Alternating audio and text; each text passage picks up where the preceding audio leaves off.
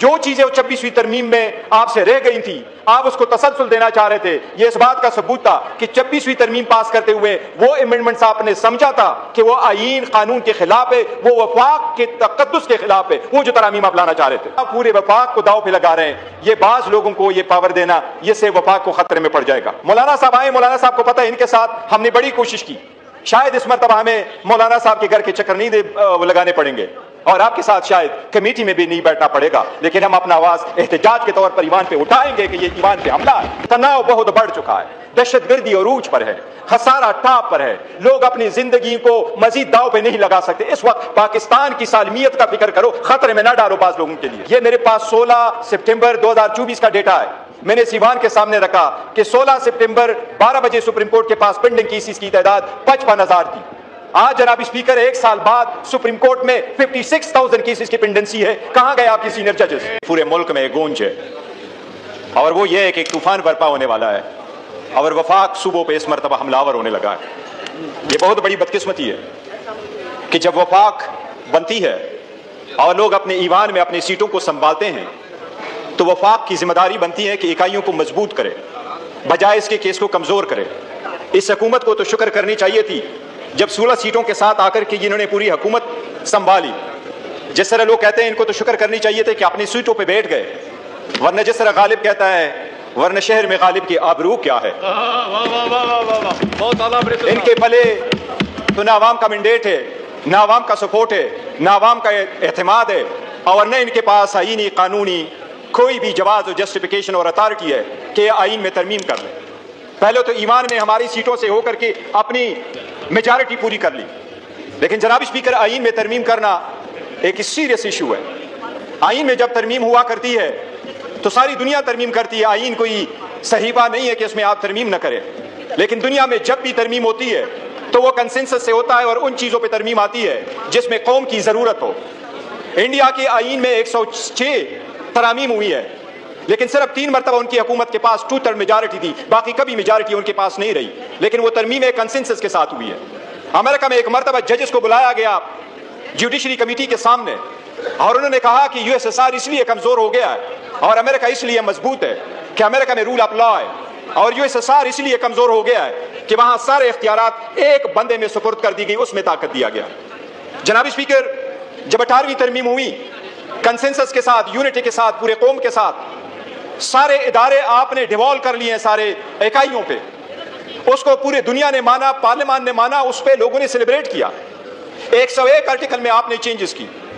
26ویں ترمیم میں جس وقت آپ آئے آپ 56 امینڈمنٹ کے ساتھ آئے, 56 کو ریڈیوس کر کے 25 امینڈمنٹس پہ آپ آئے.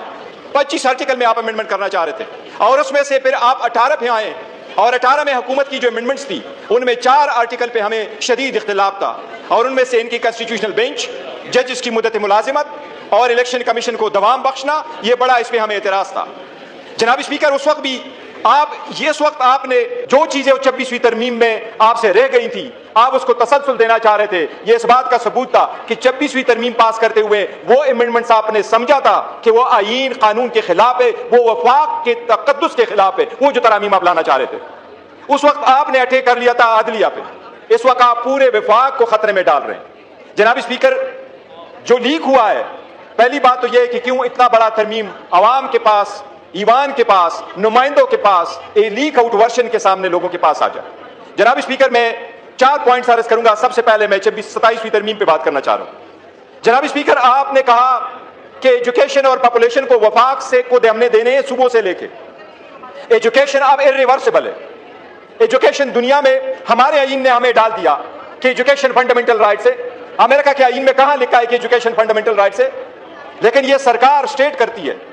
آپ نے جب ایجوکیشن کو ڈیوالو کیا تو اس کے ساتھ 2700 اسکول اور کالجز آپ نے صوبوں کو دے دیے. اس کو آپ اس سٹیج پہ ریورس کر رہے ہیں, جبکہ KPK کی حکومت کوشش کر رہی ہے کہ سب سے زیادہ وہ اپنے پالیسی کے مطابق زیادہ کنسنٹریٹ کرے وومن ایجوکیشن پہ. یہ تو کبھی آپ کی وفاق کی پالیسی نہیں رہی. آپ ابھی پاپولیشن واپس لینا چاہ رہے ہیں صوبوں سے, اور پاپولیشن آپ لینا چاہ رہے ہیں جبکہ صوبوں کے ساتھ آپ کا پاپولیشن, اس کے لائٹ سروسز اور سوشل سروسز آلریڈی جا چکے ہیں. جناب اسپیکر, سب سے سیریس ایشو ہے نیشنل فائنانس ایوارڈ کا. صوبے اس وقت انتظار کر رہی ہیں کہ 11واں ایوارڈ کب آئے گا. آج تک 7واں ایوارڈ جو ہے وہ ایکسٹینشن سے چلا رہا ہے, جو 2009 میں تھا. 2010 میں 18ویں ترمیم کے مطابق اس کو ریوزٹ ہونا تھا, وہ نہیں ہو سکا. 8 और 9 को दोबारा कर रहे थे, आज नहीं हुआ। जनाब स्पीकर, आप नेशनल फाइनेंस अवार्ड के मुतालिक जो आर्टिकल 160 है, आज तक जब से आईन बना है उसमें कभी किसी ने अमेंडमेंट नहीं की, उसको कभी किसी ने नहीं छेड़ा। 2010 में जब 18वीं तरमीम हुई तो उसमें यह यकीन दहानी कराई गई सूबों को कि नेशनल फाइनेंस अवार्ड में आपका शेयर हमेशा नए अवार्ड में प्रीवियस अवार्ड से कम नहीं होगा। इसलिए अगर आप प्रीवियस अवार्ड को कम कर रहे हैं, आप अपने अभी पाके पीके का हिस्सा है आपके पास फॉर इंस्टेंस 14.28% है, जबकि अभी 19% होना चाहिए, और आप इसको रिवर्स कर रहे हैं, तो आप पूरे वफाक को दाव पे लगा रहे हैं। ये बाज लोगों को ये पावर देना, ये से वफाक को खतरे में पड़ जाएगा। जनाब स्पीकर, लास्ट टाइम जब हम बात कर रहे थे तो आर्टिकल 243 में अमेंडमेंट आ रही थी। मौलाना साहब आए, मौलाना साहब को पता है, इनके साथ हमने बड़ी कोशिश की।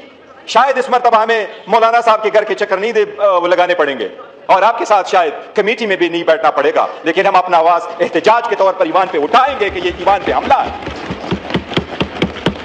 जनाब स्पीकर, वो कमेटी जो हमने बनाई थी, जिसमें हम पेश हुए थे, जिसमें मौलाना साहब ने लास्ट नाइट पे उन्होंने बड़ी उसको सेव किया था, हम उम्मीद कर रहे थे कि कॉमन सेंस प्रिवेल करेगा। जनाब स्पीकर, ये ऐसा वक्त है कि कौम बहुत डिवाइड हो चुकी है, तनाव बहुत बढ़ चुका है, दहशतगर्दी अरूज पर है, खसारा टाप पर है, लोग अपनी जिंदगी को मजीद दाव पे नहीं लगा सकते। इस वक्त पाकिस्तान की सालमियत का फिक्र करो, खतरे में न डालो बाज लोगों के लिए। जनाब स्पीकर, लीक वर्जन जिस वक्त हुकूमत का आया था तो 56 आर्टिकल थी। वो लीक वर्जन शायद मौलाना साहब के साथ एक 1 पॉइंट पे शेयर हुआ था, लेकिन अक्टूबर में 12 अक्टूबर 17, 16, 17, 18 को हमारे साथ ड्राफ्ट शेयर हुए थे। पहले में आपका कॉन्स्टिट्यूशनल कोर्ट जरूर था, मौलाना साहब ने, हमने बड़ी कोशिश की, कॉन्स्टिट्यूशनल कोर्ट खत्म होकर के बेंच आया, वहां आर्टिकल 243 में आप अमेंडमेंट करना चाह रहे थे। उस वक्त आप उस लॉस को प्रोटेक्शन देना चाह रहे थे। जनाब स्पीकर, आईन में तरमीम इस ईवान का हक है, और इस ईवान में एग्जैक्ट उन लोगों का हक है जो मैंडेट लेके अवाम के पास आए हों। हम समझते हैं कि 27वीं तरमीम इस ईवान के रूह के मनाफी है, आइन के रूह के मनाफी है। हुकूमत होश के ना ले, इस स्टेज पे कौम को मजीद डिवाइड ना करे, कोई ऐसे तरमीम ना लेके आए जिससे आदलिया मजीद दाव पे लग जाए। ऑलरेडी डेमोक्रेसी बड़ी फ्रेजल है। जनाब स्पीकर, मैं आपको एक चीज अपना याद करा रहा हूं। जिस वक्त यहां तरमीम की जा रही थी, आपके वज़रान ने यहां में ये कहा कि हम तरमीम कर रहे हैं, बेंच हम लेके आ रहे हैं। उन्होंने कहा हम जजेस की तादाद बढ़ा रहे हैं। मैंने उस वक्त भी आपको कहा था कि पाकिस्तान में हमारे पास जो जजेस की तादाद, मैंने आपको कंपेयर करा के बताया था कि इंडिया में 28 वहां स्टेट से, उनमें 25 हाई कोर्ट से 1114 उनके केसेस जो जजेस थे, हाई कोर्ट के जजेस, लेकिन सुप्रीम कोर्ट के सिर्फ 33 जजेस थे। मैंने आपको उस वक्त कहा, ये मेरे पास 16 सितंबर 2024 का डेटा है, मैंने सीवान के सामने रखा कि 16 सितंबर 12 बजे सुप्रीम कोर्ट के पास पेंडिंग केसेस की तादाद 55,000 थी। आज जनाब स्पीकर, 1 साल बाद सुप्रीम कोर्ट में 56,000 केसेस की पेंडेंसी है। कहां गए आपके सीनियर जजेस? कौन से प्रोग्रेस आपने दिखाया? वो प्रोग्रेस आपने नहीं दिखाना था, आवाम की खातिर आपने नहीं करना था, आपने कोर्ट में एक बेंच बनाना था जो आपकी मर्जी के फैसलों के लिए आप इस्तेमाल करें। जनाब स्पीकर, इस ईवान में बहुत सारे लोग आए। जब इस ईवान में एंटर होता हूं तो उस पर बड़े सारी दीवारों पर बड़े नाम देखता हूं। इस ईवान में चारों सूबों में और इस ईवान में हर इलेक्शन के बाद तकरीबन 1000 बंदा आता है। 800 टू बी प्रिसाइज 859 कंस्टिट्यूएंसीज है। जनाब स्पीकर, हजारों लोग आए, हजारों चले गए, बल लेगेसी बहुत कम छोड़ गए, और लेगेसी वाला वही है जो कायदे अवाम है, जिसका नाम है इमरान अहमद खान लियाज़ी, जिसने अवाम को सोच दिया, जो जेल में बैठ के अपनी सारी आजादी कुर्बान करके ये कह रहा है कि मैं अवाम की खातिर बैठा हूं। इस बालादस्ती, सीवान की बालादस्ती, रूल ऑफ लॉ और कॉन्स्टिट्यूशन की सुप्रीमेसी की खातिर मैं जेल में बैठा हूं। जनाब स्पीकर, इतने सख्त वक्त में ये आईन लाना, मैं समझता हूं कौम को डिवाइड करने की है। कोई देर नहीं है, अपने दिन पूरे करो। आपके पास तो वैसे भी मैंडेट ही कोई नहीं था, इतना बहुत है जो आप सीट में बैठ गए, बाकी चीजें किसी कल के लिए छोड़ दें। जनाब स्पीकर, इसके अलावा मैं 3 चीजें और का जिक्र करता हूं, अदरवाइज इंपॉर्टेंट है। वो ये इंपॉर्टेंट है कि मिलिट्री कोर्ट्स का ट्रायल जिस वक्त चल रहा था, सुप्रीम कोर्ट में केस था, तो 23/10/2023 को सुप्रीम कोर्ट ने फैसला दिया कि सिविलियन का ट्रायल मिलिट्री कोर्ट्स में नहीं होगा। जनाब स्पीकर, 7 मई 2025 को सुप्रीम कोर्ट के कॉन्स्टिट्यूशनल बेंच ने उसको रिव्यू करके, अपील अलाउ करके इसमें फैसला कर लिया कि नहीं, ट्रायल हो सकता है एक मिलिट्री। बस सुप्रीम कोर्ट ने एक डायरेक्शन दे दी कि 45 दिन के अंदर अंदर वफाकी हुकूमत लेजिस्लेशन करके वो जो कन्विक्ट है उनको right of appeal they they. Right of appeal देना एक इस्लामी हक है, ये सुप्रीम कोर्ट का ऑर्डर है, उस ऑर्डर को काइंडली इंप्लीमेंट करो. हमने अपोजिशन की तरफ से बिल दिया है कि वो राइट ऑफ अपील दे दे. मैं हुकूमत से दरखास्त करूंगा कि आप इसको आप राइट ऑफ अपील दे दे. इस वक्त आपका लॉ मिनिस्टर नहीं बैठा हुआ, लेकिन इंफॉर्मेशन मिनिस्टर साहब बैठे हैं, वो खुद भी वकील है. ये लोगों का राइट है, विद इन 45 डेज आप उनको राइट ऑफ अपील दे, या हमारा बिल सामने रख दे या अपना बिल लेके आए, लेकिन वो राइट ऑफ अपील दे दे. आपकी आवाम इस वक्त सफर हो रही है, वो आप खत्म करा दे. जनाब स्पीकर, दूसरा मैं केपी की तरफ से एक इशू उठाऊंगा. यहाँ राना साहब इस वक्त ईवान में नहीं बैठे, मीर मुकाम साहब बैठे, अगर वो इस पर वजाहत देंगे. पंजाब की हुकूमत ने केपी में वहां वीट पे तरसील पे जनाब स्पीकर पाबंदी लगाई है. हुकूमत का ये कहना है कि हमने पाबंदी नहीं लगाई. हम वहां जो सिस्टम है परमिट वाला, जनाब स्पीकर, वो परमिट का सिस्टम जिससे आप वीट को रोकेंगे. केपी के को मैं आपको फिगर देता हूं जनाब स्पीकर, हमारे केपी को तकरीबन 5.3 मिलियन टन की वो रिक्वायरमेंट है. 1.3 मिलियन टन सालाना अपना लोकल है, 3.5 मिलियन टन की हम रिलाई कर रहे हैं. इसकी वजह से आवाम में एक इस्तिराब बढ़ रहा है, वहां प्राइस फूड की बढ़ रही है, आटे की कीमत बढ़ रहा है. आपने पाबंदी लगाई है, यह आर्टिकल 151 की खिलाफ वर्जी है.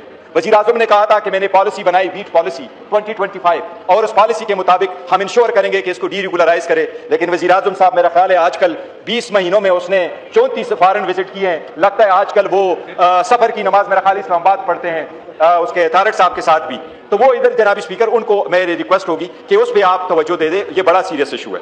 जनाब स्पीकर, मैं एक और अर्ज करूंगा कि ये हमेशा से 2 पॉइंट, ये जनाब स्पीकर ईमान में पार्लियामेंट में सूबे में जिसके पास मेजॉरिटी है उस सूबे का हक है कि अपना वजीर आजम वजीर आला चेंज कर ले.